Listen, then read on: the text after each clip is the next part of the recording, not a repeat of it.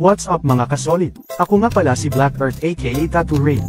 Sanay sa city life, traffic, overtime, at instant noodles na parang naging vitamin ko na araw-araw. Pero minsan, kailangan mo ring huminga. Kaya ngayon, iniwan ko na muna ang busina ng jeep, at yayakapin natin ang tilaok ng manok. Tara, samahan niyo ako, City to Province Journey.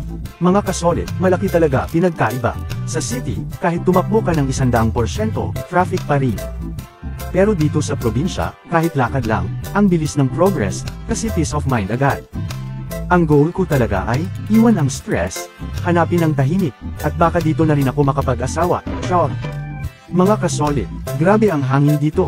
Sa city, amoy usok. Dito, amoy palay at kalayaan. Yung view ko dati puro billboard at ilaw, ngayon bundok, palayan, at kalabaw. Parang nagpalit ako ng filter sa buhay, from stress mode, to peace mode.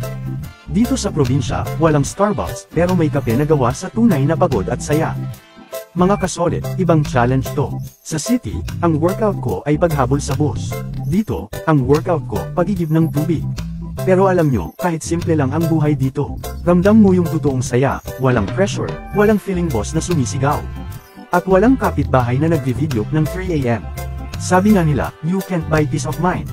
Pero dito sa probinsya, free delivery yan araw-araw. So mga kasolid, dito ako magsisimula. From city hustle, to province hustle, mas pawis, pero mas may meaning.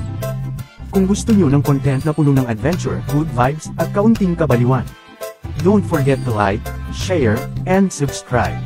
Dahil dito sa Black Earth Vlogs, simpleng buhay lang, pero solid ang kwento. Ako nga pala ulit si Black Earth aka Tattoo Rain. At ito ang City to Province Journey. Kita-kits sa susunod nating adventure, mga kasolid. Peace out!